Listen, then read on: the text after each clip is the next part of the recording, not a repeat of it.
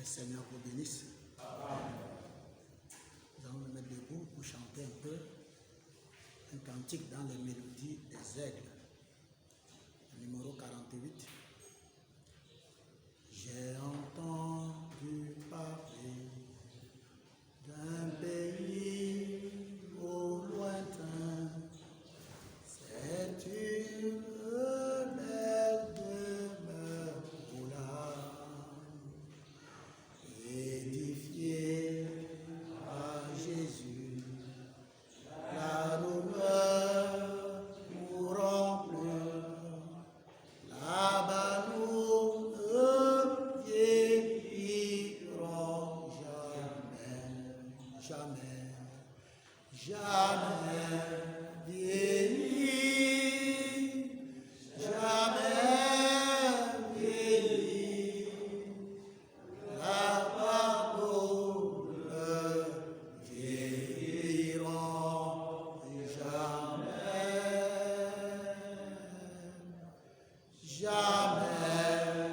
vieillirons, jamais vieillir. Là-bas nous ne vieillirons jamais. Dans cette belle demeure où nous n'irons plus. Dans cette belle demeure où nous n'irons plus, nous serons toujours dans la douceur. Nous louerons le roi. Nous louerons le roi dans les âges éternels. Dans les âges éternels, dans ce pays. Dans ce pays, nous ne mourrons point. Jamais, jamais vieillir, jamais vieillir. Là-bas nous ne vieillirons jamais, jamais vieillir, oh, jamais vieillir. Là-bas nous ne vieillirons jamais. Merci Seigneur. Il est un endroit, Seigneur, où nous ne vieillirons jamais. Étant dans cette chair, dans cette tente où nous nous trouvons, de ce côté, la vieillesse, ô Dieu Tout-Puissant, est en train d'accélérer, Seigneur, et que les rides, Seigneur, ô Dieu, s'emparent de tes enfants, parce que nous sommes dans cette tente, ô Dieu, qui vieillira un jour, qui est en train de prendre des coups, Seigneur. Mais nous soupirons, Seigneur, ô Dieu de grâce, d'entrer dans ce nouveau corps qui nous attend de l'autre côté, Seigneur. Oh, la révélation nous a dit que nous serons dans notre jeunesse, entre 18 ans et 21 ans, Seigneur. Oh, nous retrouverons tout ce que nous avons perdu, oh Dieu, dans la chair de ce côté. Oh, éternel, oh Père, nous soupirons après ce corps, Seigneur. Oh, parce que lorsque la trompette sonnera, Seigneur, oh, éternel, nous serons changés en un seul instant. Oh, nous revêtirons, oh, éternel Père, des corps immortels, Seigneur. Nous retrouverons, Seigneur, oh Dieu, ce corps parfait, oh Dieu, que tu as créé, oh Dieu, au début du monde, Seigneur. Lorsque tu créas l'homme à ton image, Seigneur, c'est cet homme, oh Dieu, que nous refléterons, Seigneur. C'est pourquoi, oh Dieu bien-aimé, pendant que nous sommes de ce côté de la terre, oh Dieu, nous essayons de faire de toutes nos possibles, Seigneur, de toutes nos possibilités, Seigneur, oh Dieu, pour nous approcher de toi, afin que ta parole nous transforme de jour en jour et de part en part, Seigneur. Dieu de grâce et Dieu de bonté, aide-nous, Seigneur. Car de nous-mêmes, nous ne pouvons pas, Seigneur. Nous comptons, éternel, oh Dieu, sur ta grâce. Nous comptons, Seigneur, sur ce que tu as dit, Seigneur. Ce que tu as dit est la vérité. Et nous voulons nous reposer sur ce que tu as dit. Merci Seigneur. Merci pour ta gloire. Merci pour ton amour. Merci pour ta grâce. Merci pour tous tes bienfaits. Nous nous abandonnons à toi. Oh, ouvre ta parole Seigneur. Alors que nous allons la lire, nous allons lire une portion ici maintenant. Toi, tu es l'auteur de cette parole. C'est toi qui donnes l'interprétation, Seigneur. Oh, que toute interprétation de l'homme, Seigneur, n'apporte que la mort. Mais ton interprétation, Seigneur, donne la vie. C'est pourquoi nous nous abandonnons à toi. Sois glorifié, sois magnifié, sois exalté, sois élevé. Toi, le seul vrai Dieu. Merci, Seigneur Jésus. Nous nous abandonnons à toi au nom de Jésus-Christ. La parole ointe. Amen. Amen. Que le Seigneur vous bénisse. Nous prenons la Bible. Nous allons lire deux textes. Nous allons lire 1 Josué 1, premier chapitre de Josué, de 1 à 9. Et nous lirons aussi le deuxième épître de Pierre 1, verset 5. Nous lirons d'abord Josué chapitre 1. Nous voulons prendre du temps. Nous n'allons pas lire tout. Nous allons lire seulement le verset 8 et 9. Nous ne lirons pas tout le chapitre. Bien que nous allons revenir sur le chapitre, nous lirons les versets 8 et les versets 9 de Josué chapitre 1. Que ce livre de la loi ne s'éloigne point de ta bouche. Médite-le jour et nuit pour agir fidèlement selon tout ce qui est écrit. Car c'est alors que tu auras du succès dans tes entreprises. C'est alors que tu réussiras. Ne t'ai-je pas donné cet ordre? Fortifie-toi et prends courage. Ne t'effraie point et ne t'épouvante point. Car l'Éternel ton Dieu est avec toi dans tout ce que tu entreprendras. Nous lisons 2 Pierre 1, verset 5. À cause de cela même, faites tous vos efforts pour joindre à votre foi la vertu et à la foi la connaissance et à la connaissance la maîtrise de soi, à la maîtrise de soi la patience, à la patience la piété. Que le Seigneur bénisse à l'étude de sa parole. Amen. Nous voulons parler un peu, quelques minutes, sur un sujet que je vais intituler « Le succès réside seulement dans la connaissance de la parole ». Ou alors ton succès réside seulement dans la connaissance de la parole. Amen. Amen. Vous savez,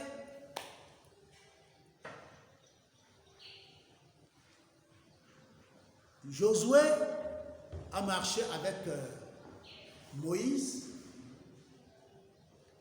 Il était son collaborateur le plus proche, un fidèle serviteur. Amen. Il a marché avec Moïse, il a vu toutes les faiblesses de Moïse, mais il les gardait dans son cœur, il les a gardées dans son cœur, parce qu'il savait distinguer l'homme et l'Esprit de Dieu. Amen. Il avait tellement confiance en Moïse qu'il ne voyait même pas ses erreurs. Amen. Pour ne pas dire les garder. Amen. Amen. C'est ainsi donc que Dieu, voyant l'esprit de Josué, va utiliser cet homme après le départ de Moïse. Malgré que ce soit Aaron qui a manifesté les grands prodiges en Égypte avec Moïse, mais Dieu a choisi Josué pour la continuation de l'œuvre. Dieu aurait pu laisser Aaron en vie, mais Aaron a joué sa partition. la sacrificature. Mais en Josué, il y avait une onction particulière, une onction de prophète. Amen. Et dans cette onction de prophète, il y avait un don de conquérant. Il était spécialisé en tant que prophète. Il était spécialisé dans la conquête. Et c'est pour cela que, bien aimé, nous devons connaître ce que Dieu fait avec chacun. Chaque ministère. Frère Branham va nous dire que les ministères, il y a 5 ministères, mais les ministères ne sont pas les mêmes. Vous pouvez mettre 2 pasteurs, ils sont 2 pasteurs authentiques, appelés de Dieu, mais chacun a une vision. Chacun est spécialisé dans un domaine. Et c'est ça qui fait problème aujourd'hui dans le camp. Parce que quand on est pasteur, on veut que tous les pasteurs doivent faire comme toi.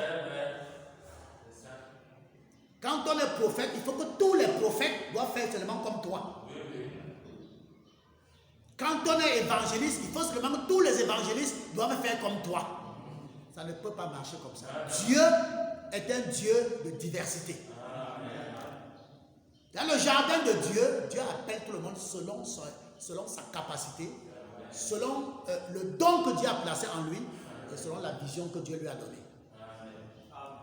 C'est pour cela que l'évangile, pourquoi il y a eu 4 évangiles?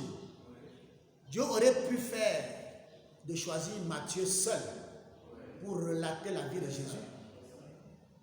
Mais il a choisi 4. Il a choisi Matthieu, il a choisi Marc, il a choisi Luc, il a choisi Jean. Et tous ont parlé la même chose, mais de la manière différente.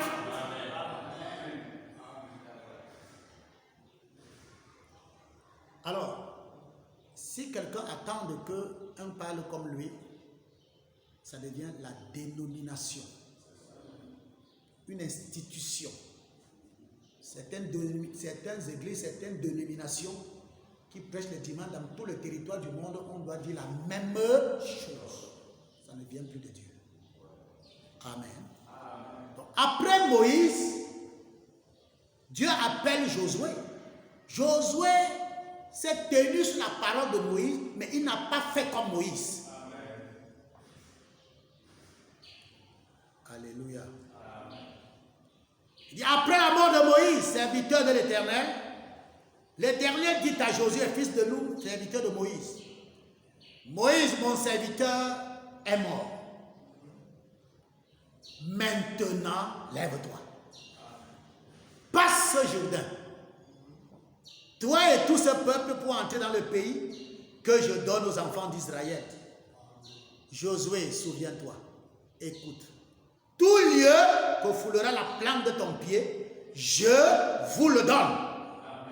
Comme je l'ai dit à Moïse. Cette parole avait été donnée à Moïse, mais Moïse n'a pas fait traverser les enfants d'Israël le Jourdain. Dieu vient répéter cette promesse, cette consigne à Josué. Il dit, vous aurez pour territoire, depuis le désert et le Liban jusqu'au grand fleuve, le fleuve de l'Euphrate, tout le pays des Hétiens, et jusqu'à la grande mer vers le soleil couchant. Il rappelle, il rassure à Josué, nul ne tiendra devant toi tant que tu vivras. Je serai avec toi, comme j'ai été avec Moïse. Je ne te délaisserai point et je ne t'abandonnerai point. Il est ici en train de rassurer Josué, parce que Josué devait prendre une responsabilité. Une grande responsabilité. Une chose était de sortir de l'Égypte et une chose en est d'entrer dans le pays de la promesse. Amen. Et c'était la chose la plus terrible d'entrer. Parce que vous pouvez sortir et ne pas entrer. entrer dans le pays de la promesse était une responsabilité plus grande. Vous savez que, bien-aimé, la gloire du deuxième temple a toujours été plus grande que la gloire du premier temple. Josué avait la plus grande responsabilité de faire entrer les enfants à Canaan. Et Dieu se devait de le fortifier et de le rassurer. Fortifie-toi et prends courage, Josué.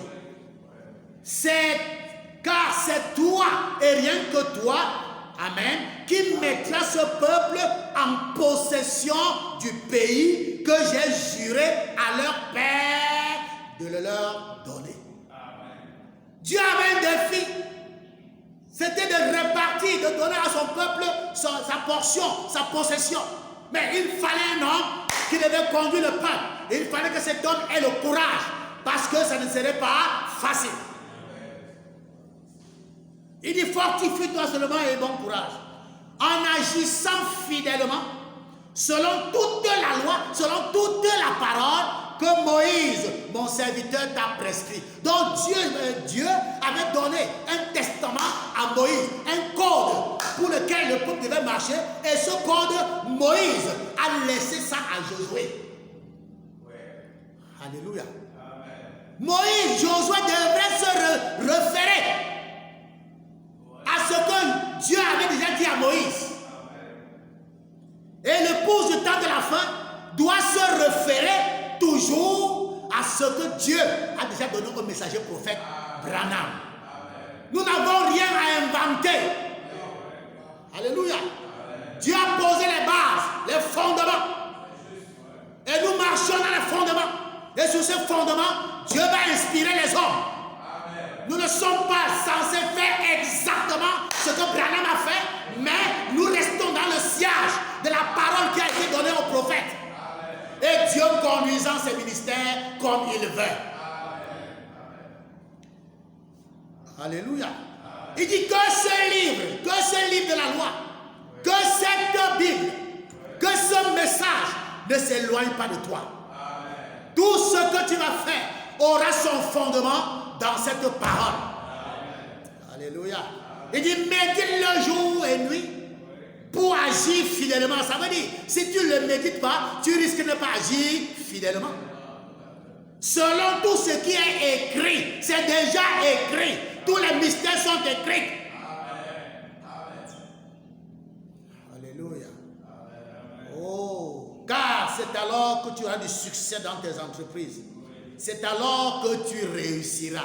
Si ce livre ne s'éloigne pas de toi, et si tu le médites jour et nuit, alléluia, alors pour agir fidèlement, alléluia, de tout ce qui est écrit, c'est alors que tu auras du succès. Et c'est là que j'ai pris le titre de ma prédication. Le succès réside seulement dans la connaissance de la parole. Et nous avons lu ici, dans 1 Pierre, chapitre 1, verset 5, il dit, à cause de cela même, faites tous vos efforts pour joindre à la vertu la connaissance. La connaissance vient de toi, mais la révélation vient de Dieu.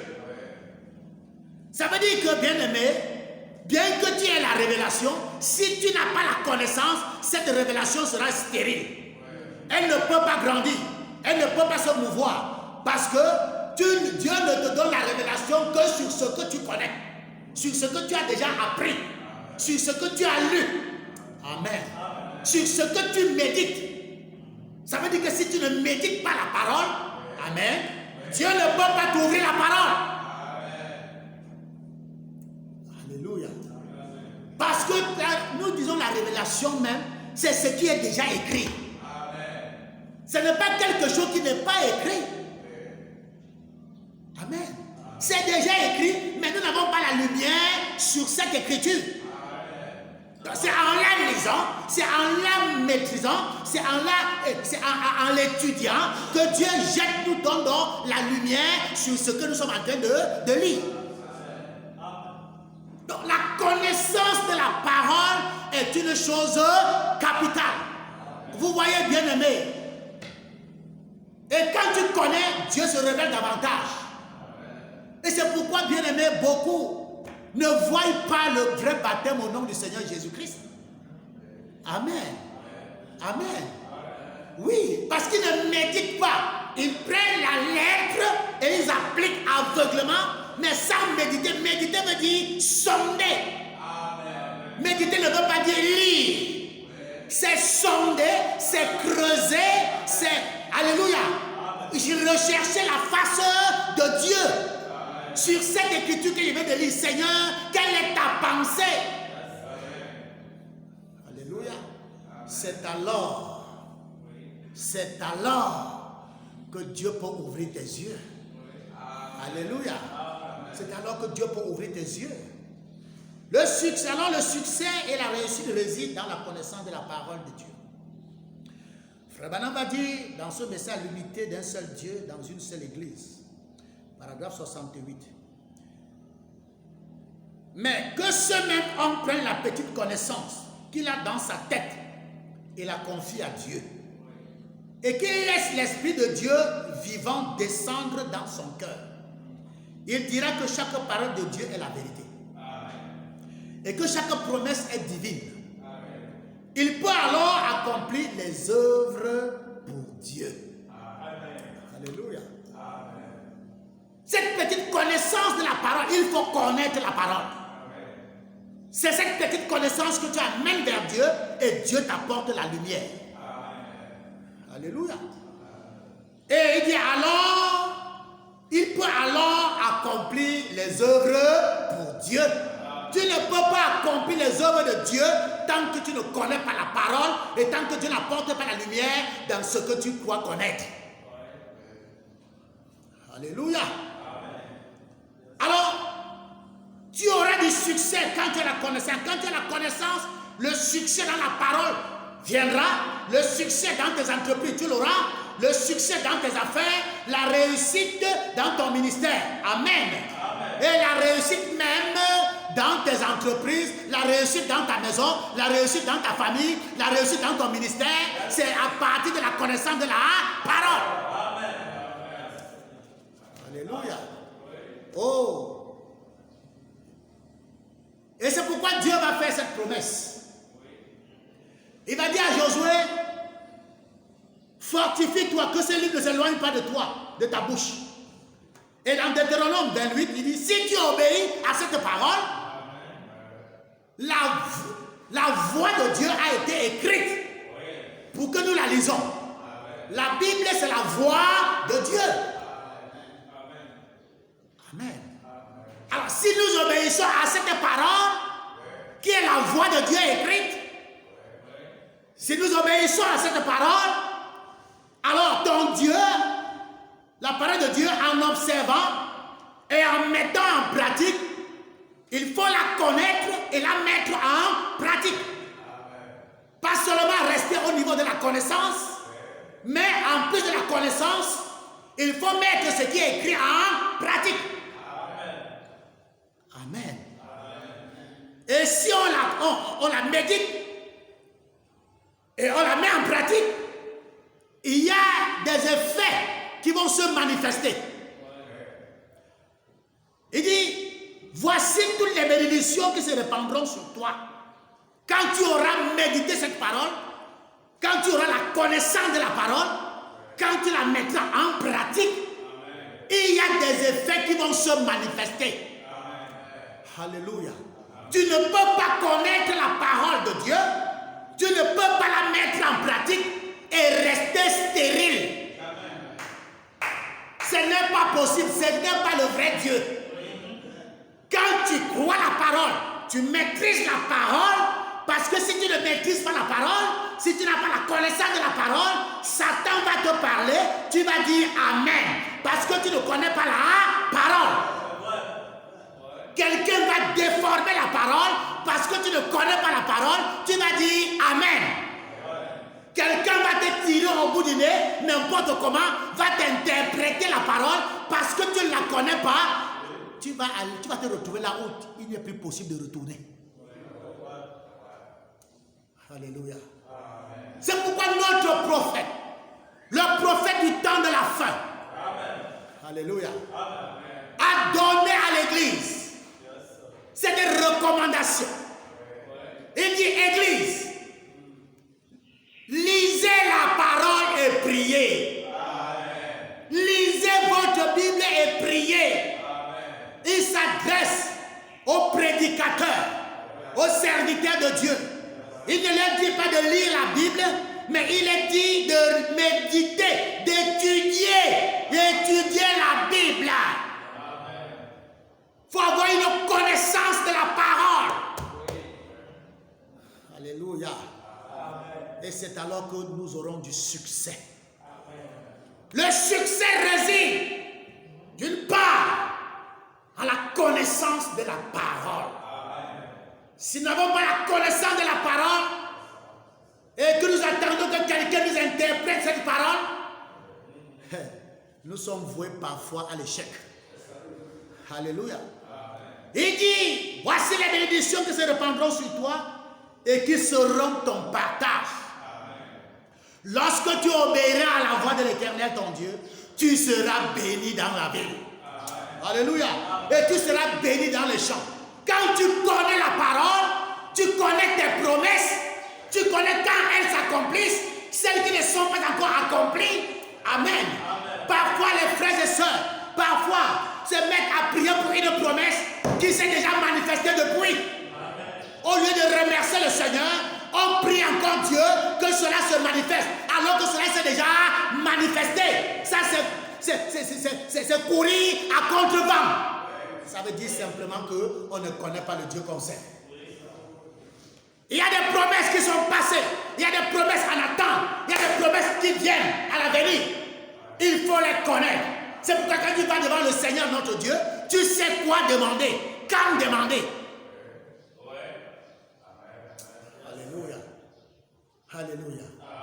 La Bible dit, par ses maîtressures, Jésus dit, par ses maîtressures, il a été déjà guéri.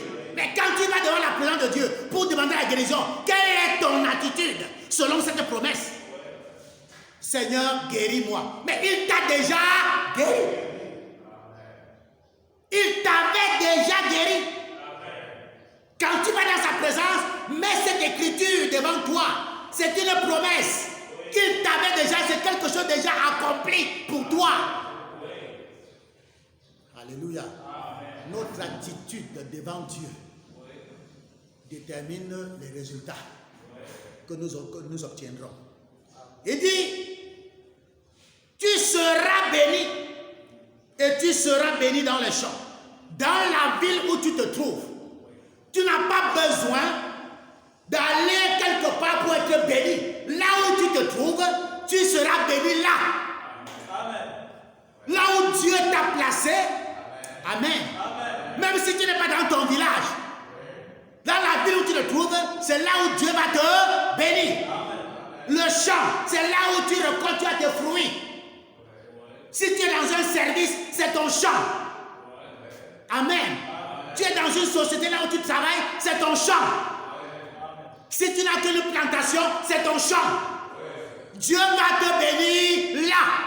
Si tu fais un petit commerce, c'est là que Dieu va te bénir. Ne crois pas qu'il va te bénir autrement. S'il veut te faire changer de société, s'il veut te faire changer de commerce, Dieu est souverain. Mais là où tu te trouves, il va te bénir là. Amen. Amen. Oh, gloire à Dieu. L'Éternel te donnera la victoire. Amen. Il ordonnera à la victoire. Il ordonnera à la bénédiction d'être avec toi. Amen. Alors, ce sont des promesses qui sont dans la Bible, frères et sœurs. Il faut savoir les classer. Il faut savoir les projeter. Il faut savoir quand celles qui sont déjà accomplies et celles qui sont en attente. Et celles, alléluia, qui sont à venir. Amen. Bien-aimé. Il dit au chapitre 9, tu seras pour l'Éternel un peuple saint. Il dit à Josué, tu seras. Amen. Amen. Il dit, tu seras pour l'Éternel un peuple saint. Une personne. un peuple. Il dit tu. Il s'adresse à Josué. Mais il dit que tu seras un peuple. Quand on parle de peuple, on parle de plusieurs personnes. Amen. Donc il n'était que le représentant de ce peuple. Alors si Josué est saint, ce qui est sûr que le peuple sera saint. Pourquoi? Parce que Josué est resté fidèle à la parole. Il dit ne t'éloigne pas de cette parole. Médite cette parole de jour comme de nuit. C'est alors que tu auras du succès. Et il dit tu seras alors un peuple saint. Alors si tu ne médites pas la parole, comment la sainteté de Dieu peut se garder en toi? Josué avait une responsabilité. C'était de garder la parole. C'était de porter la parole. C'était de méditer la parole. C'est d'avoir la connaissance à la parole. Alléluia. Dieu ne te donne que ce que tu connais. Dieu ne te donne que ce que tu crois. Amen. Dieu ne peut pas se révéler à toi sur ce que tu ne connais pas. Amen. Quand tu étudies la parole, la lumière de la parole descend sur ce que tu étudies. Amen. La lumière descend et ouvre la parole. Et tu sais exactement ce que Dieu a voulu dire sans le dire carrément. Et alors ton langage commence à changer par rapport à ce qui est écrit à la lettre. Les autres vont lire la lettre, mais toi tu lis la lettre de la lettre. On va dire, tu as pris ça où? La connaissance de la parole. Alléluia. Il ne s'agit pas de la connaissance mondaine ou la connaissance théologique. Non. Alléluia. Quand tu te mets au travail pour étudier la parole, alors, et tu prends cette connaissance que tu as dans la tête, tu apportes devant Dieu, et Dieu arrose cela par son esprit. Ce n'est plus ta connaissance, ça devient la connaissance de Dieu. Amen.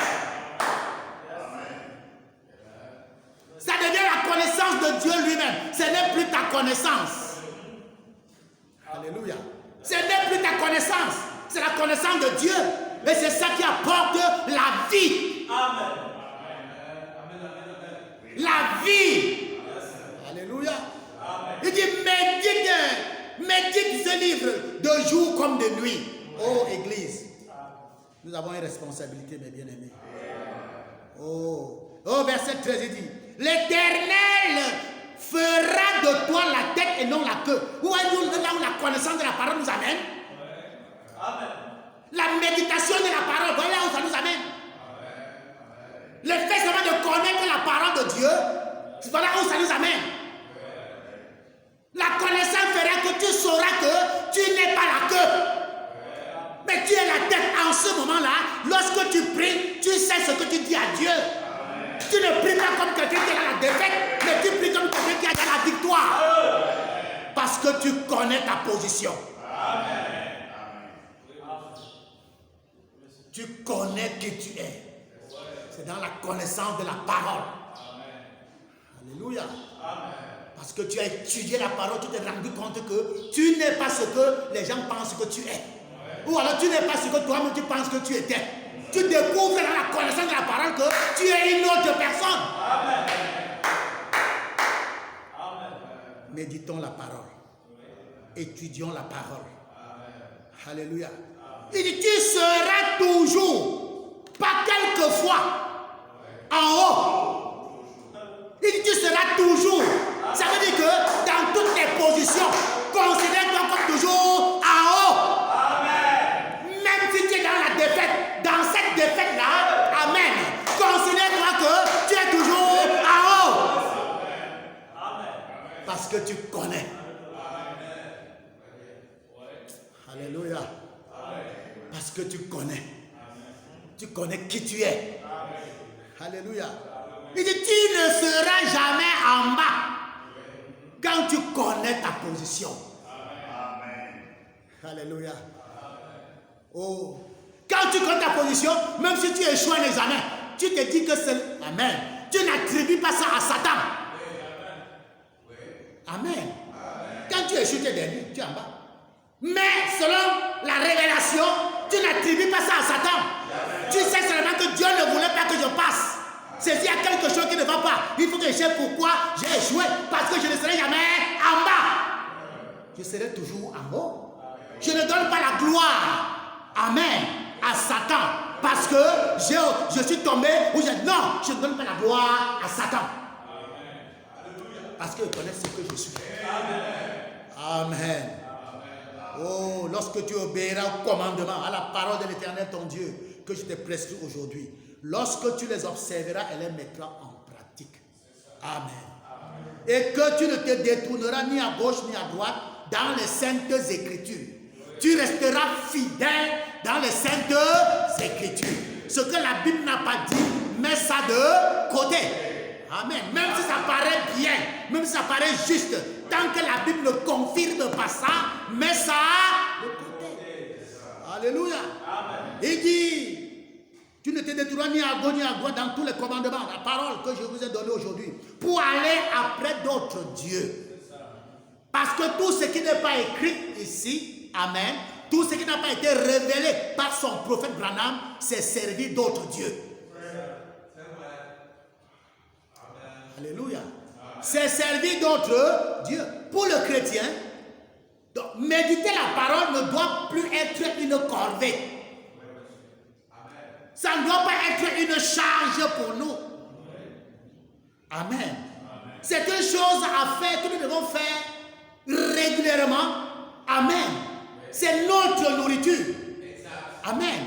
C'est notre nourriture. On ne doit plus faire méditer la parole pour dire, ouais, aujourd'hui je n'ai pas lu, ouais, oh, ouais. Non. On doit même se sentir mal à l'aise lorsqu'on n'a pas lu la Bible un jour. On doit se sentir mal à l'aise. Amen. Oh, mes bien-aimés frères et sœurs, ne créons jamais dans notre esprit quelque chose de négatif. Amen.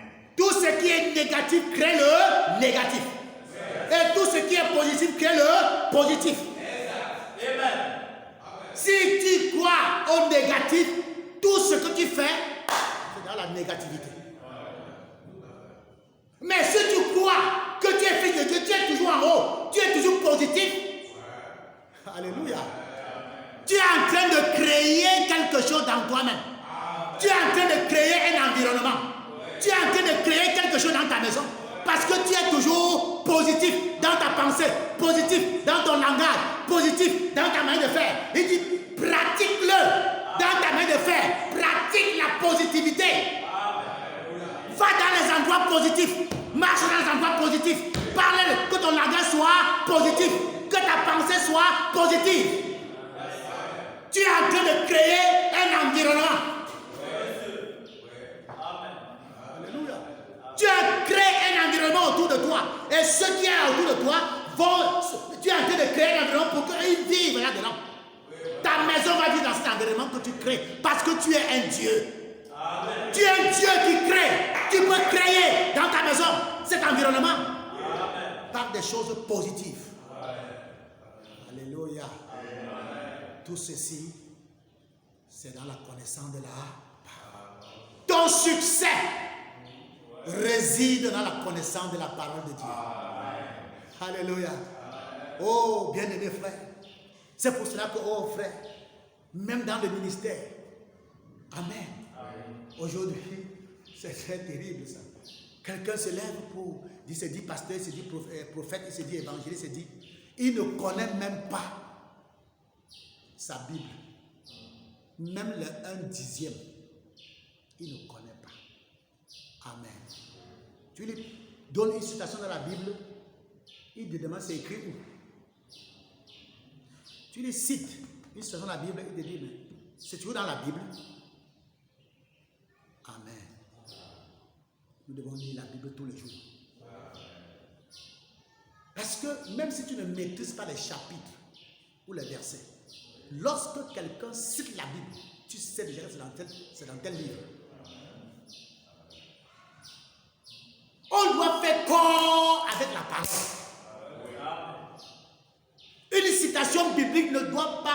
être quelque chose ou bien étrangère dans ta pensée. Je vous assure, l'effet de lire, méditer et passer, lire, méditer, ça reste, mais tu ne t'en rends pas compte. Ça reste dans ton esprit. Parce que le plus grand ordinateur du monde, c'est ce que Dieu a placé en nous. Amen. Alléluia. Le plus grand ordinateur du monde, c'est ce que Dieu a placé en nous, frères et sœurs. Alléluia.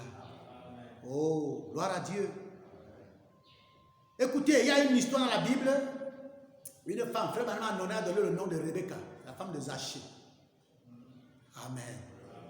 Cette femme avait créé un environnement dans sa maison. Elle était une servante de l'Éternel. Elle servait le Seigneur. Elle croyait au Seigneur Jésus. Elle savait que c'est le Messie, c'est le libérateur. Mais son mari était tellement ingrat et tellement... il ne croyait pas que Jésus là, c'était lui le Messie. Mais cette femme a créé un environnement dans sa maison que son mari même était mal à l'aise. Alléluia. Et elle priait tous les jours que Dieu ouvre ses yeux, que Dieu le révèle, qui est Jésus. Amen. Oh, un jour, cet homme, elle allait monter sur un sycomore. Elle avait croyé que là-bas, on ne le voit pas. Mais son jour était arrivé. Amen. Alléluia. Quand Jésus est monté, est passé, il s'arrête sous l'arbre. Il dit Zachée, descends.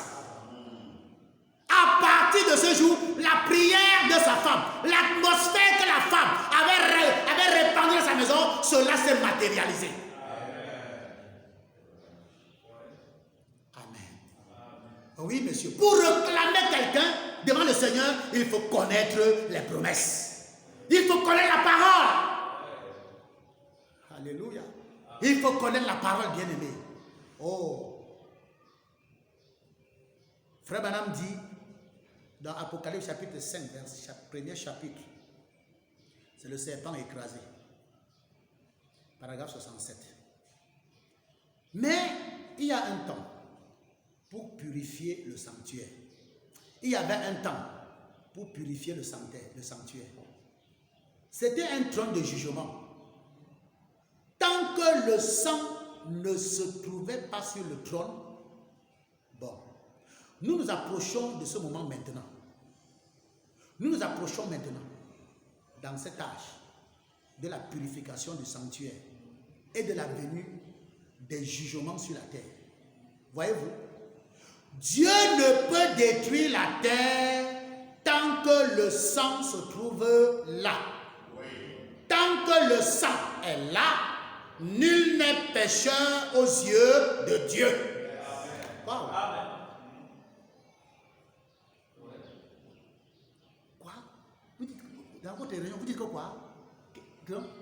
Il n'y a plus de péché, il n'y a plus de péché, il n'y a plus de pécheur. Il faut connaître la parole. Amen. Tant que le sang est là, nul n'est pécheur devant Dieu. Maintenant, ça s'adresse à qui? Ça ne s'adresse pas aux incrédules.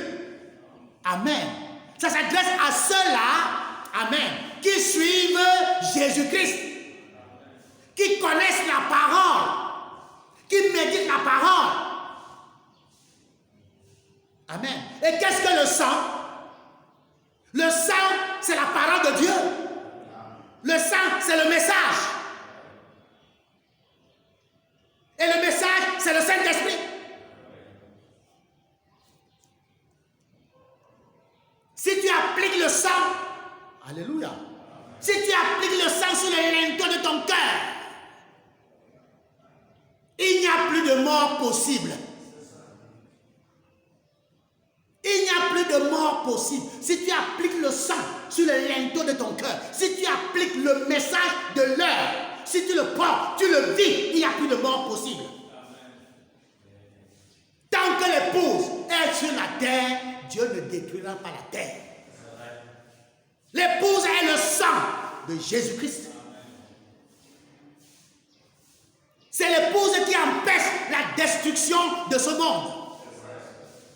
Parce qu'elle est encore sur la terre. Mais lorsqu'elle partira, lorsqu'elle s'en ira, alors Dieu va détruire cette terre.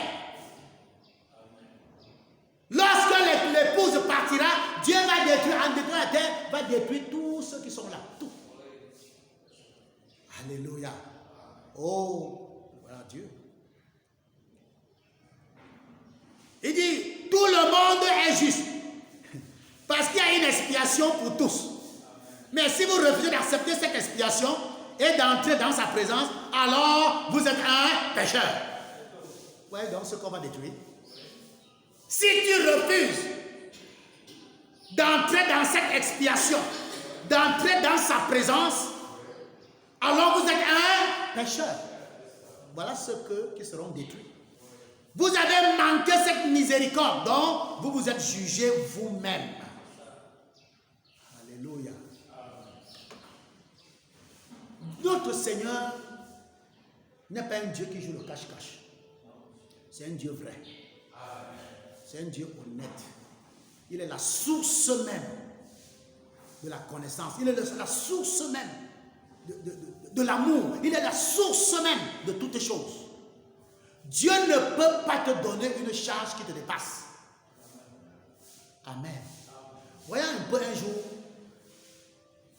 l'ange, Dieu va accomplir sa parole. Dieu va venir sur la terre pour se faire homme. Il envoie son ange Gabriel, envoie l'ange Gabriel pour aller donner le message à une jeune femme qui connaissait la parole. Elle s'attendait à la promesse. Elle connaissait qu'il y a une jeune fille qui, le Messie viendra par une vieille. Elle connaissait. Mais elle ne savait pas comment. Amen. Lorsque Dieu envoie l'ange Gabriel vers Marie pour lui donner la promesse que tu as été trouvé parmi toutes les femmes, dit, amen, de porter la sémence de Dieu, tu vas naître le Fils, le Sauveur. Ça ne passait pas dans la tête de Marie. Quoiqu'elle avait la connaissance que c'est pas une vierge, mais comment moi alors qui suis une vierge? Amen. Alors pour révéler, pour parfaire la connaissance de Marie, pour élever sa connaissance, ce qu'elle connaissait déjà, l'ange va lui dire que pour booster sa foi, pour booster, alléluia, va lui dire quelque chose, amen, qui va faire croire Marie que ce que l'ange a dit est vrai. L'ange va lui révéler quelque chose dans la parole, dans la prophétie. Ta parenté, Élisabeth, est déjà enceinte. Ça va déclencher quelque chose. Parce qu'on savait dans la famille que Élisabeth ne peut plus avoir d'enfant. On savait que dans sa vieillesse, c'est fini là. C'est fini. Mais quand l'ange révèle à Marie que même ta parenté, comme tu ne veux pas trop croire là, sache que même ta parenté là, qui n'espérait plus, est déjà grosse de 6 mois. Quoi? Amen. Ça va susciter la petite connaissance que Marie avait, qu'une vierge concevra, donc c'est possible que ça passe par moi. Si ma tante, qui ne peut pas d'enfant, a déjà l'enfant, donc c'est possible qu'il me fait soit cela, qu'il me soit fait selon ta volonté. Alléluia. Amen. Et immédiatement, elle est allée s'acquérir. Alléluia. Elle est allée vérifier. La petite connaissance fera en sorte que Dieu va prendre cette petite connaissance, va l'arroser du Saint-Esprit. Ça va grandir dans ta vie. Amen. Mais s'il n'y a rien là-dedans, alléluia, s'il n'y a rien, comment Dieu va agir? Oh, revenons sur la commission de Moïse. Ce que Dieu dit, il accomplit. Dieu dit, je serai avec toi, paragraphe 96. Peu importe ce que vous pensez, Dieu a dit que dans 3 jours, nous traverserons. Amen. Et nous traverserons dans 3 jours. Moïse avait la loi, avait la promesse, la parole. Ne te détourne ni à droite ni à gauche. Sois fidèle à ce qui est écrit. Amen. C'est alors que tu auras du succès dans tout ce que tu entreprendras. Il a gardé la parole, il méditait la parole. Il se retrouve maintenant. Et la parole dit que, ici il dit, dans 3 jours, Josué, vous allez traverser le Jourdain. Les voilà au bord du Jourdain. Et l'eau est montée ce jour, marée haute. Comment nous allons faire? Comment allons-nous faire maintenant pour traverser le Jourdain? Moïse, Josué. Tu nous amènes maintenant ici. Comment on va faire? On dit que la Bible, l'ange a dit à Josué, tu réussiras avec ce peuple. C'est à Josué maintenant de mettre la parole en pratique. On ne lui a pas dit comment il va faire. On lui a dit, garde la Bible, médite cette Bible de jour comme de nuit. C'est alors que tu réussiras dans tout ce que tu entreprendras. Quand tu gardes la parole, tu médites la parole. Alléluia. Quand tu es devant une difficulté, Dieu te bloque. Amen. Dieu te révèle. L'inspiration vient à Josué. Alors que les sacrificateurs et tous les pasteurs Éphésiens 4 se sont mis debout pour ils tiraient le peuple derrière. Arrêtez-vous. Arrêtez-vous. Amen. Arrêtez-vous. Alléluia. L'inspiration tombe. Mais on m'a dit que si je garde cette parole, si je suis fidèle à cette parole, tout ce que j'entreprendrai, je vais réussir. J'aurai le succès. Il dit retournez ici, Éphésiens 4. Sacrificateur, revenez. Prenez cette parole. Placez cette parole en avant. Que la parole elle-même nous dise ce qu'on va faire. On a porté l'arche. Il dit au sacrificateur, mettez-vous derrière la parole. Amen. La parole doit être en avant et nous suivons la parole. Ce n'est pas la parole qui nous suit, c'est nous qui suivons la parole. En toutes choses, mettons la parole devant. En d'autres termes, connaissons la parole. Lorsque les porteurs de l'arche ont mis le pied dans l'eau, c'est l'arche qui avait mis son pied dans l'eau. Alléluia. Et la créature qui était l'eau a reconnu son créateur et l'eau s'est ouverte. Comme il a été avec Moïse. Comme il en était avec Moïse. Alléluia. L'eau s'est ouverte parce que la parole a d'abord touché Dieu. On a placé la parole devant. Et les sacrificateurs, les manipulateurs de la parole ont suivi la parole. Ils ont porté la parole. Alléluia. La connaissance de la parole. Notre succès réside dans la connaissance de la parole. Alléluia. Oh, gloire à Dieu. Paragraphe 97. Observez ce que Josué a fait. Qu'est-ce qu'il a placé en premier? Les membres du clergé? Non, monsieur. Il a placé la parole en premier. Et il a dit, prenez cette tâche. Et vous, tous les sacrificateurs, tenez-vous loin d'elle. Allez derrière elle. N'essayez pas de la conduire. Que ce soit elle qui vous conduise. Amen. La parole, 99, la parole est passée devant.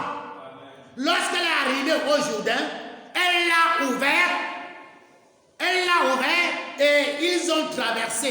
Dans sa première campagne, il a pensé aux choses importantes d'abord. Il avait une raison pour cela.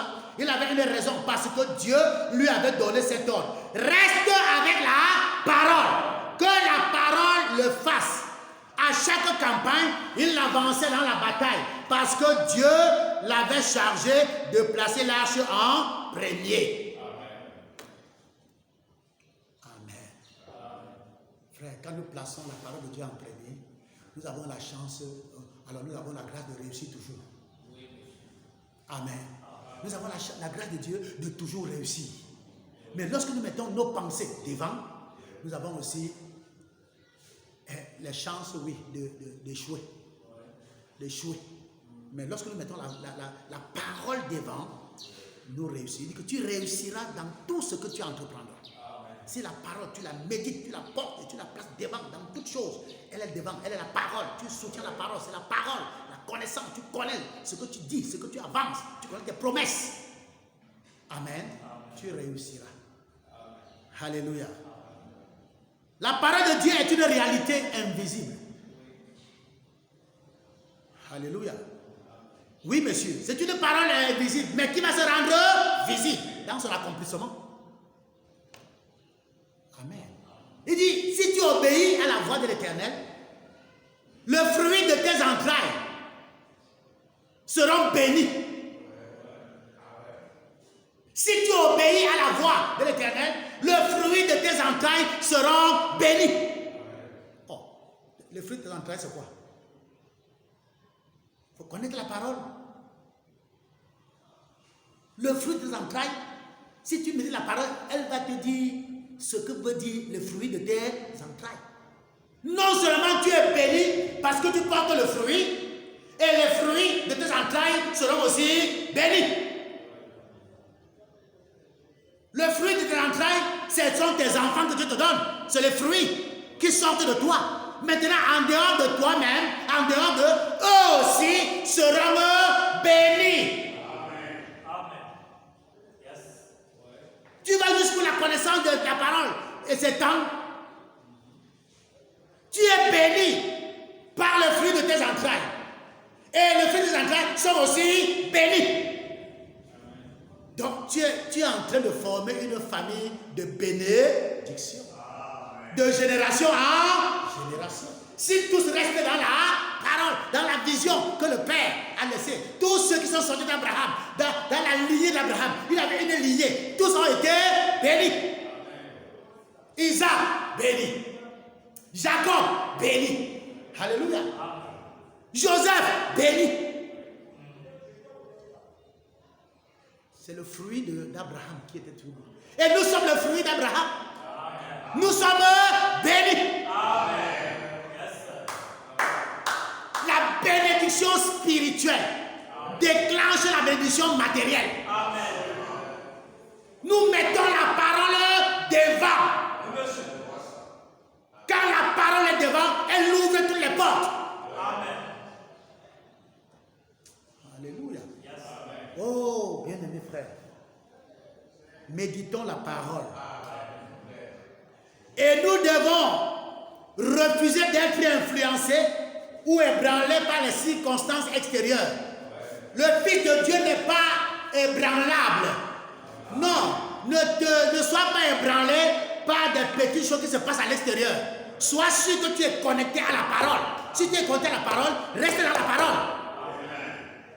Un fils de Dieu n'est pas influencé par des choses extérieures. Alléluia. Nous devons être rien que la parole.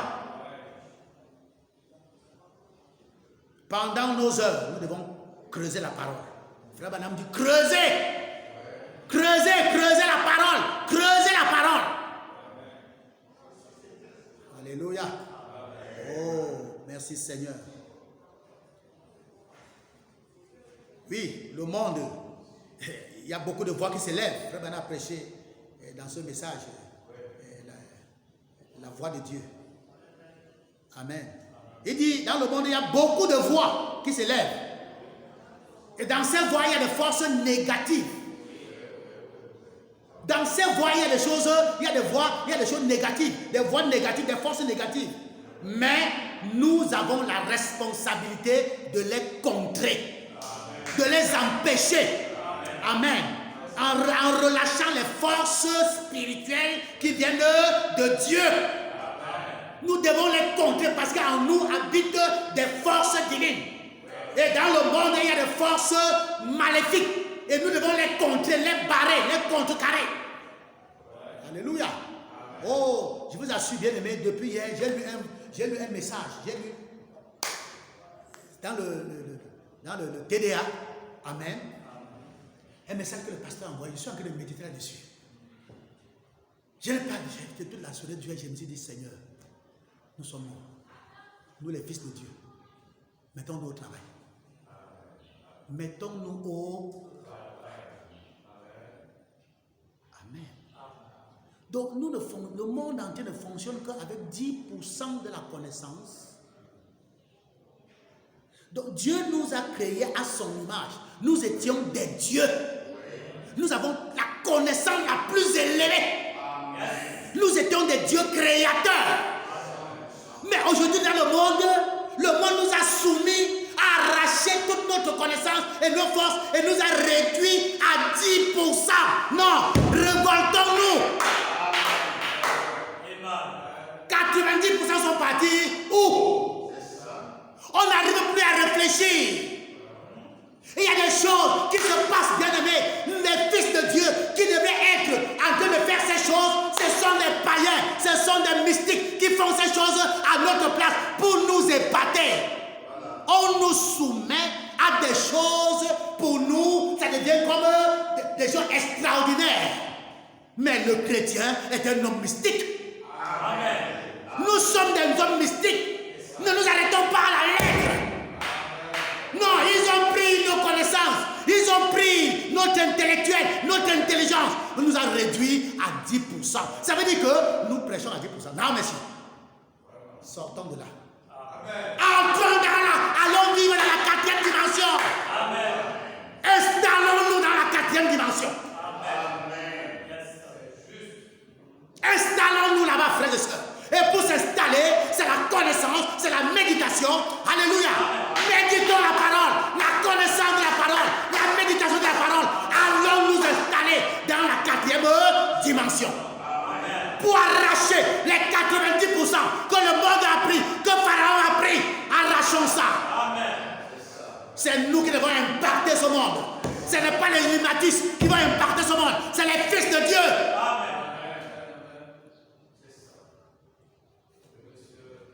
Alléluia. C'est terrible, frères et sœurs. J'ai lu ce message que le pasteur a envoyé. Je suis là, j'ai pris mon ordinateur, mais par terre. J'ai commencé papa. J'ai dit, mais qu'est-ce qui se passe? Donc je suis réduit à 10% de ma faculté. Donc, non. Ça suscite de la rébellion. Alléluia. Vous voyez que ce que les hommes font aujourd'hui dans le monde, ça nous épate, nous les chrétiens. Ça nous épate. Amen. Ça nous épate. C'est nous qui devions faire ces choses. Ils ont pris les choses, ils ont perverti ça, et pour nous épater avec.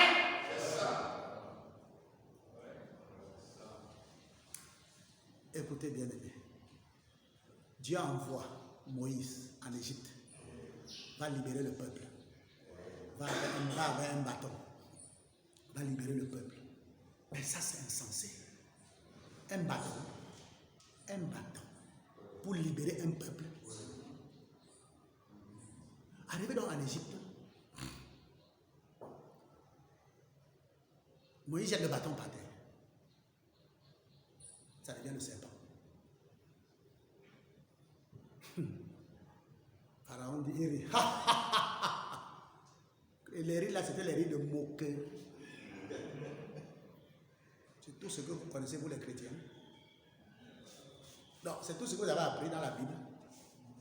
C'est ça votre Dieu. Il appelle les enchanteurs. Ça veut dire que les magiciens, les sorciers. Venez ici. Voyez ce que votre pasteur a fait. Ils ont pris Jeanne et ses jambes, 2 bâtons. Eux, ils ont jeté aussi devant Moïse. Serpent. Maintenant, bien-aimés frères et sœurs, si tu étais là, tu devais dire que qui dit vrai, qui dit faux. Est-ce que Satan crée? Satan ne crée pas. Ils ont seulement pris ce que Dieu, la connaissance de Dieu, et ils ont perverti. Ils ont fait exactement ce que Moïse a fait. Exactement. Ça veut dire que le sorcier peut prendre ce que ce qui nous appartient. Il peut faire ça.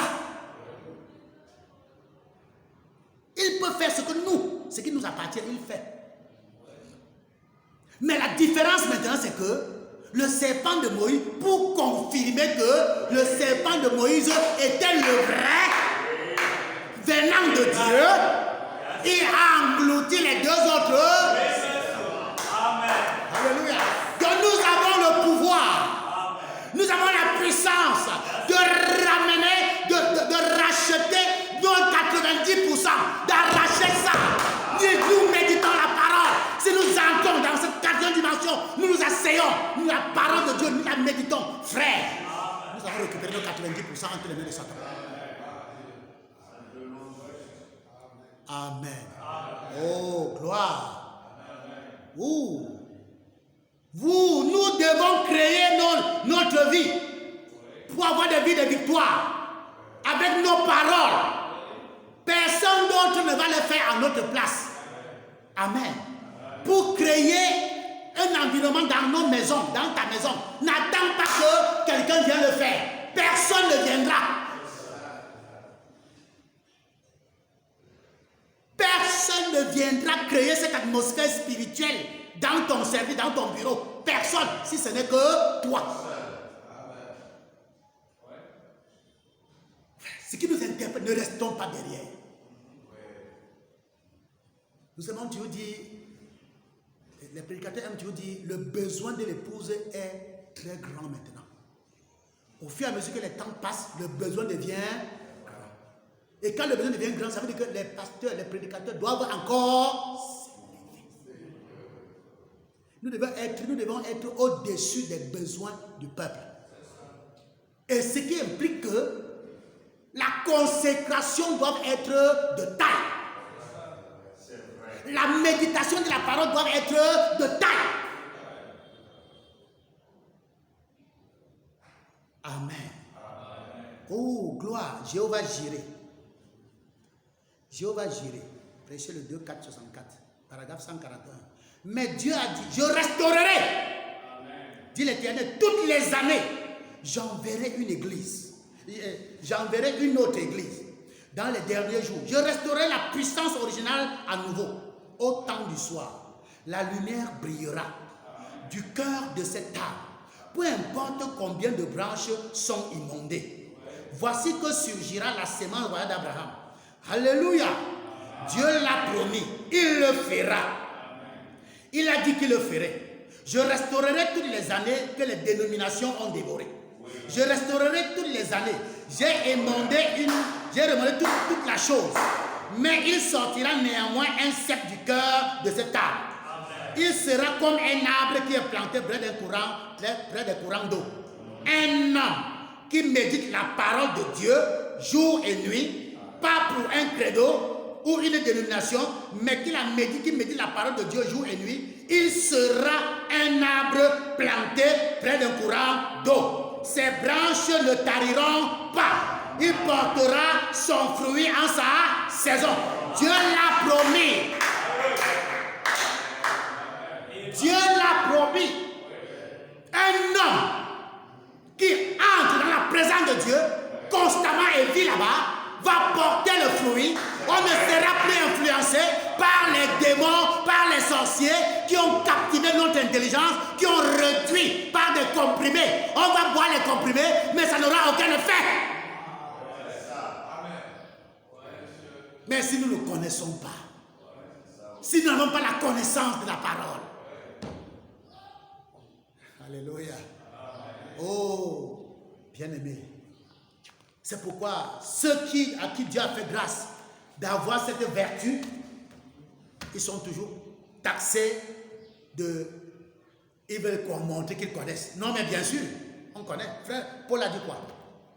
Paul a dit que à cause de l'excellence de la révélation, Paul, afin que je ne m'enorgueillisse, alléluia. Dieu a mis cette échelle parce que s'il ne mettait pas ça, j'allais écraser tout le monde. S'il ne me mettait pas ça dans mon corps là, Pour quand je veux me lever, je regarde ça et dis que vous avez la chance. Vous avez la chance. J'allais me mettre dessus pour vous dire que vous ne connaissez rien. Paul allait être un moqueur. Oui, monsieur. Parce qu'il connaissait la parole. C'est le docteur qui a écrit tout le Nouveau Testament. La parole aujourd'hui que nous lisons, l'onction, lui, c'est Paul. Il dit à cause de l'excellence. Ça veut dire que donc, quand tu connais, tu connais. Quand tu connais, tu es au-dessus.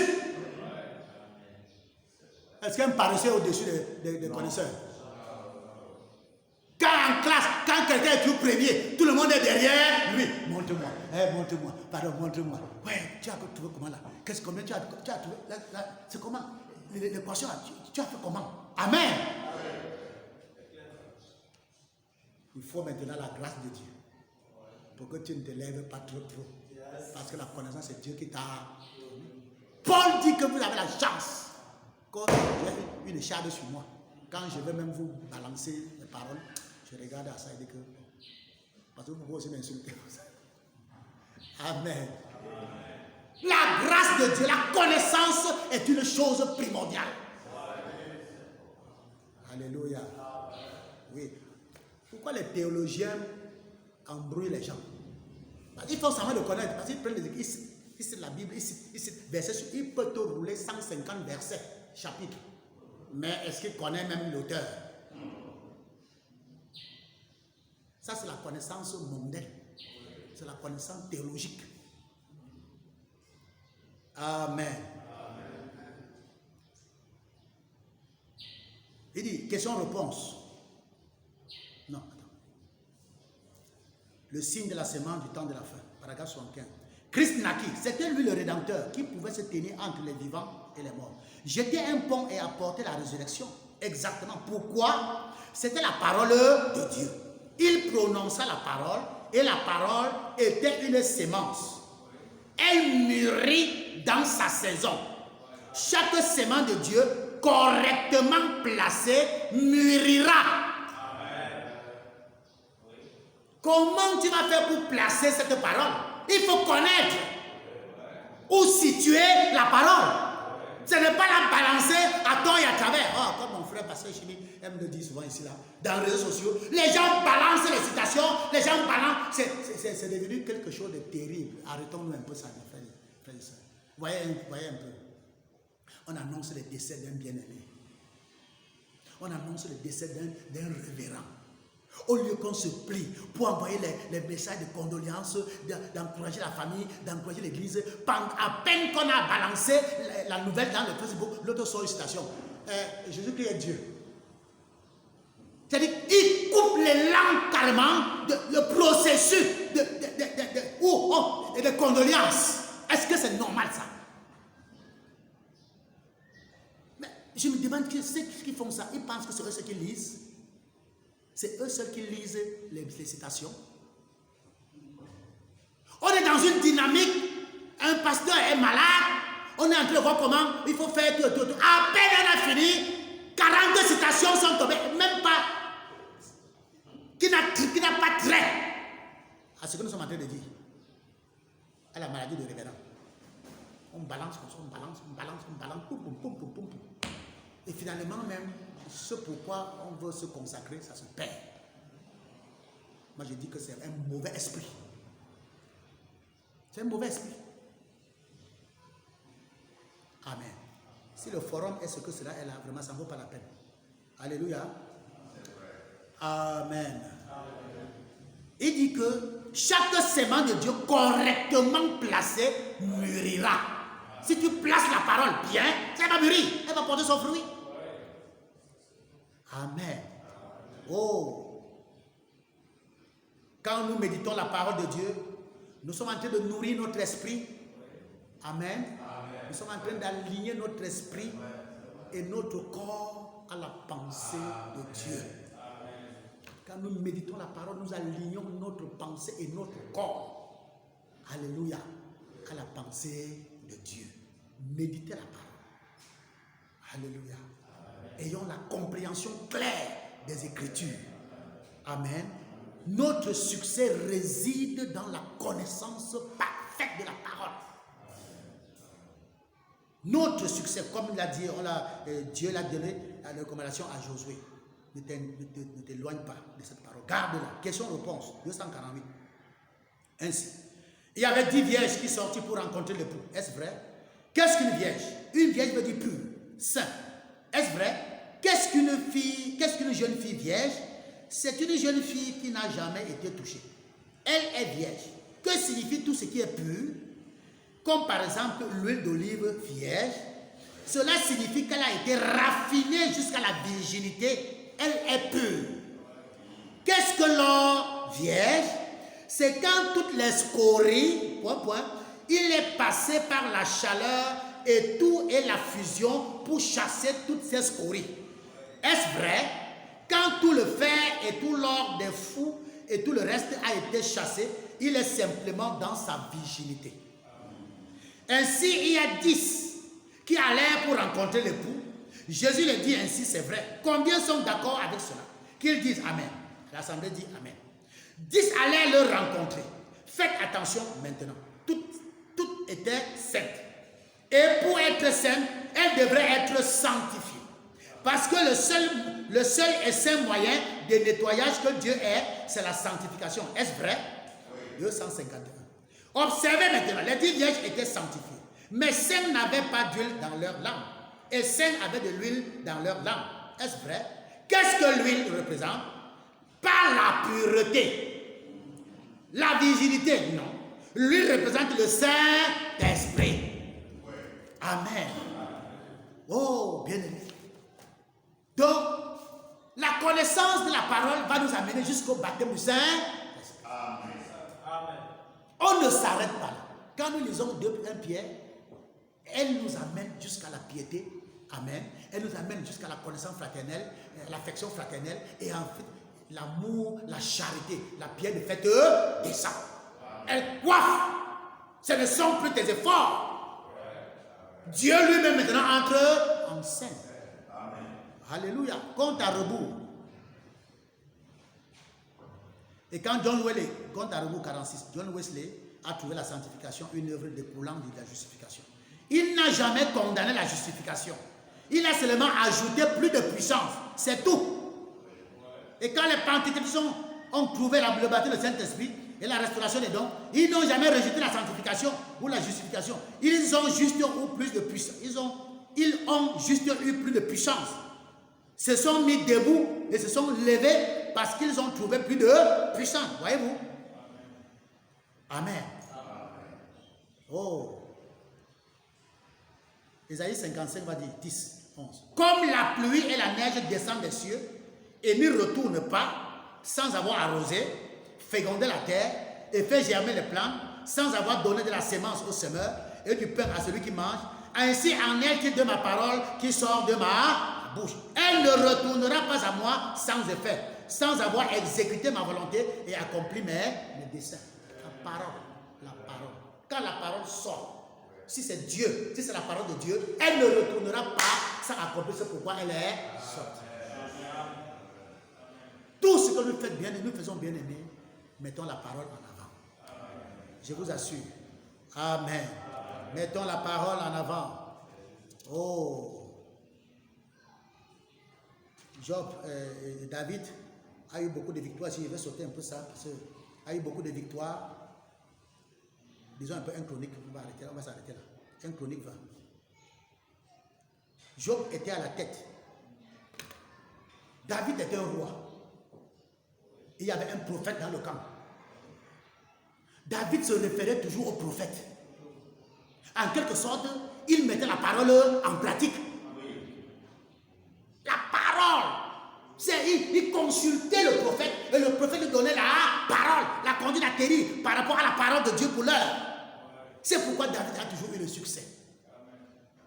Amen. La grâce de David était que dans le camp, il avait un prophète. Alléluia. Oh, il avait ses gladiateurs, ses collaborateurs qui travaillaient avec David.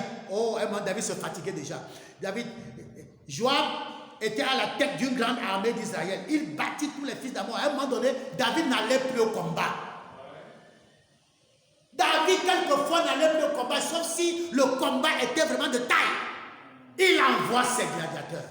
Il dit, allez me combattre les Philistins là, disons. Allez me balayer tout ça, vous revenez. Amen. Il y avait David, il y avait Idécal, il y avait Elshana, il y avait Jonathan. Amen.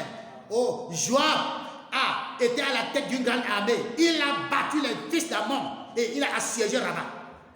Un jour, un autre jour aussi, Ebéka s'est levé, il a tué Sipaï, l'un des enfants de Rapha, et les Philistins furent humiliés. David n'était pas là, il envoie. Amen. Et un autre jour, il envoie Elshana, fille de Shaï, il tua le frère de Goliath. Donc quand David a tué le Goliath, il y avait encore son frère. Il y avait son frère qui a dit qu'il va se venger. David, ce n'est pas fini, le combat n'est pas fini. Tu as tué mon frère, mon grand frère, mais tu attends. Quand il s'est levé, David n'est plus allé. David a dit, il a dit, Elshana, pardon, va me finir le tétal. Amen. Et un autre jour, c'est Jonathan, fils de Shiméa, frère de David. Tu as un homme de haute taille, qui avait aussi 6 doigts à chaque main et chaque pied, en tout 24. Amen. Et la bataille eut lieu à Gad, toujours là-bas. Donc cette famille de Goliath là, ils n'ont pas digéré la défaite. Ils n'ont pas digéré. Les gens de Gad, ils n'ont pas digéré. Amen. Écoutez maintenant pour chuter. Puisque Goliath était un homme de Gad, les gens de Gad étaient des gens de haute taille. Ok, ça sont mes commentaires. Les victoires remportées par les serviteurs de David étaient attribuées à David. Les victoires que les collaborateurs de David ont remportées, parce que David recevait la parole et David le roi répercutait la parole. Amen. Il dit, allez sur l'onction de la parole que j'ai reçue du prophète. Et quand ils partaient, ils étaient dans la victoire. Ils remportaient toujours la victoire. Et toutes ces victoires étaient attribuées par eux, mais étaient attribuées à David. Alléluia. Écoutez. Et les butins étaient ramenés à qui? À David. Quand tu... Alléluia. Oh, je veux que vous me compreniez. Peut-être que je ne dis pas ça bien. Amen. Tous les collaborateurs. Amen. David était déjà fatigué. Il sentait la fatigue. Il avait tellement entraîné ses collaborateurs qu'à un moment donné, c'est eux qui l'envoyaient. Et les victoires qu'ils avaient là-bas, ils ramenaient cette victoire à David. Et dans le témoignage, on ne dirait pas que Joab a fait ceci, on dit David a fait ceci. Et le butin qu'il ramasse, parce que quand tu battais, quand tu remportais une victoire, tu assujettissais cette ville, tu prenais toutes les choses précieuses. Et quand tu ramenais ça, tu n'amènes pas ça dans ta maison, tu amènes ça chez David. Parce que la victoire est attribuée à David. Il faut connaître la parole pour appliquer ça. Si tu ne le connais pas, amen. Comme c'est moi, je ne pas dire que j'ai gagné, c'est moi, j'ai risqué ma vie, j'allais me tuer. Non, c'est pour moi. Tu ne connais pas la parole, la déontologie de la parole. Tu ne connais pas. Amen. Oh, la couronne du roi, il y avait une couronne en or, du roi en or, d'un talent d'or et gardée de pierres précieuses, était ramenée à David. Et on a placé cette couronne-là qu'on a ramenée sur la tête de David. Alors qu'il n'était pas au combat. Mais c'est lui qui a remporté le combat. Alléluia. Oh, frère, la connaissance de la parole nous fait du bien. Tu sais jusqu'où tu peux arriver. Amen. Oh, bien-aimé. Merci Seigneur. Mais après toutes ces victoires, Satan ne laisse pas. Quand vous lisez 1 Chronique chapitre 21, Satan s'est levé. Après toutes ces grandes victoires, les victoires de David, les victoires de ses collaborateurs, les victoires, le nom de David était partout. David, vive le roi David, vive le roi David, vive le roi David, vive le roi David. Pendant qu'on crée vive le roi David, Satan est entré au laboratoire pour chercher les tactiques. Il ne dort pas. C'est pourquoi restons scotchés à la parole. Restons scotchés à la parole, bien-aimés. Alléluia. Oh, restons scotchés à la parole. Frères et sœurs, et cela nous fera du bien. Je vais lire cette dernière citation, la vision de Patmos 231. La parole a été faite chair. Elle a habité parmi nous.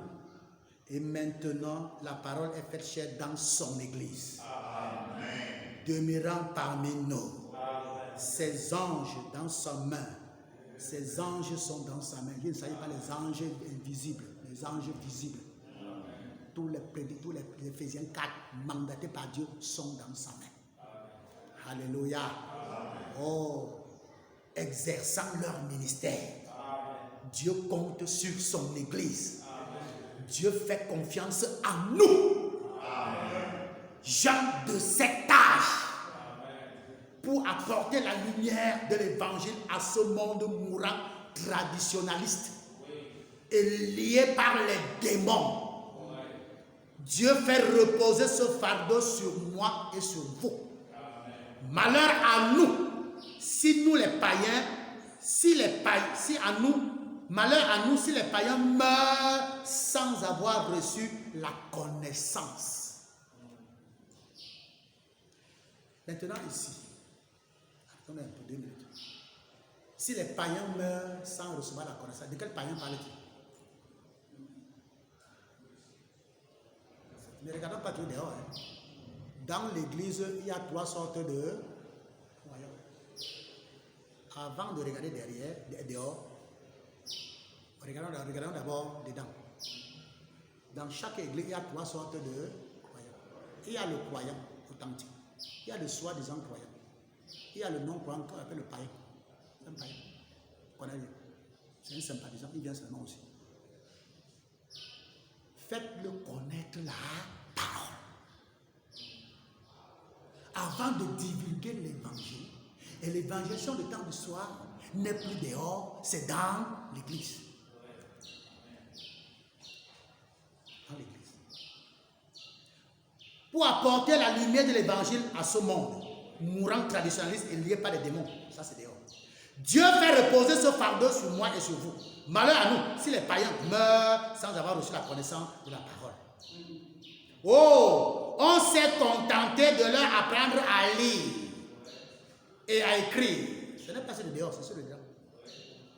Et à compter et à leur distribuer quelques traités religieux, et on n'en a fait que plus qu'une bande de prosélytes.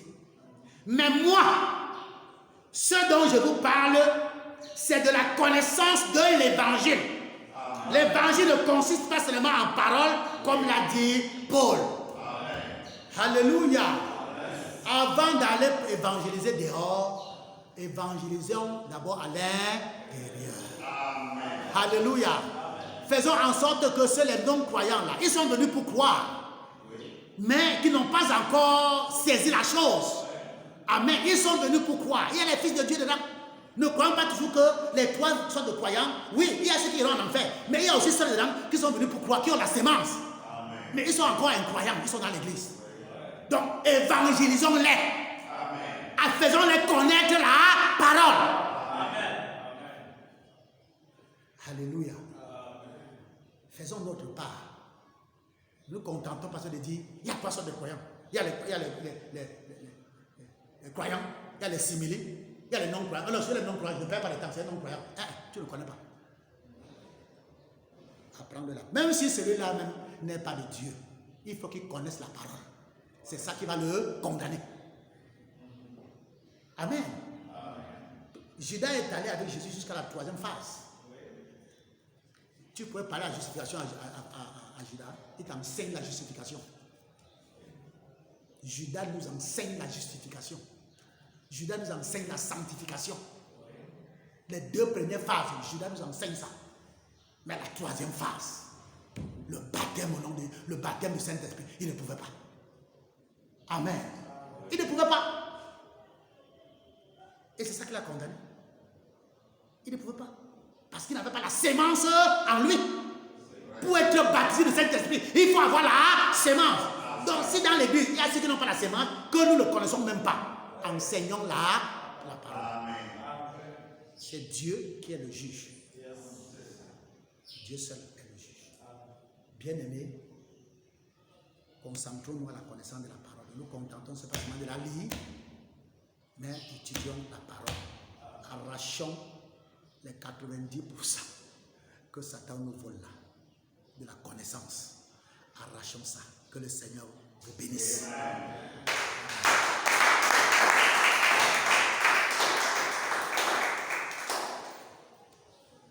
Nous allons chanter.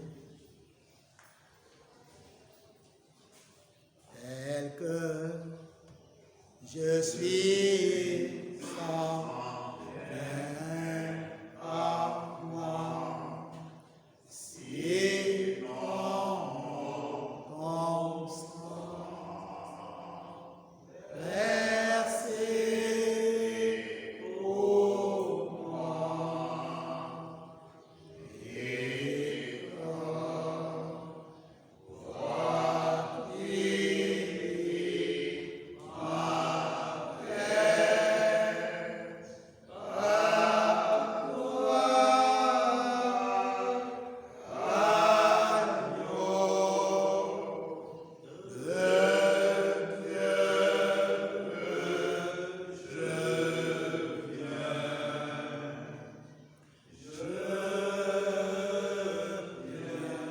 tel que je suis sans attendre.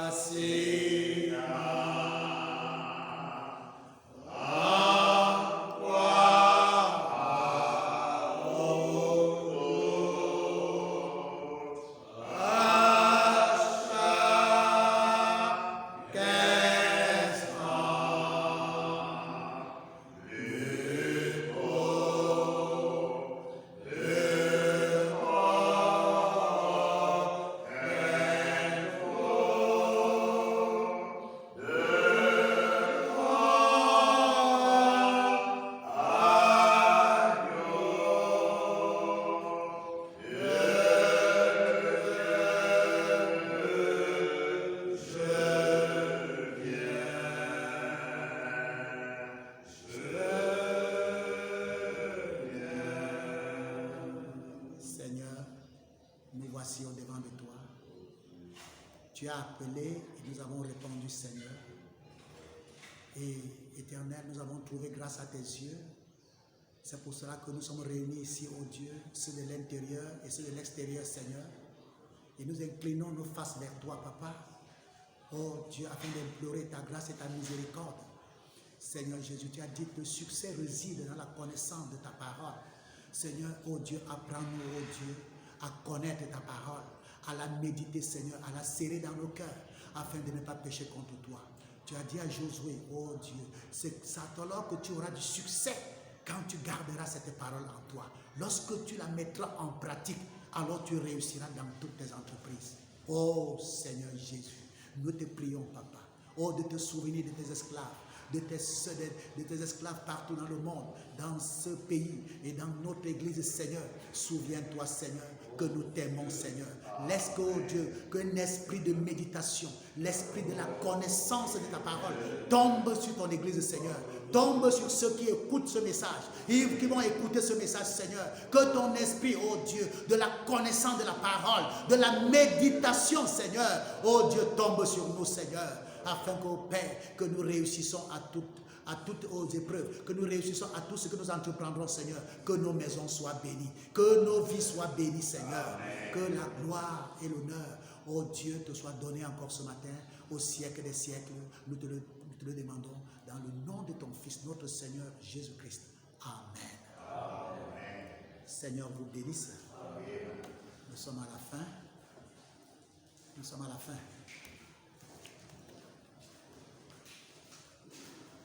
Et dans la paix du Seigneur, que Dieu vous accompagne.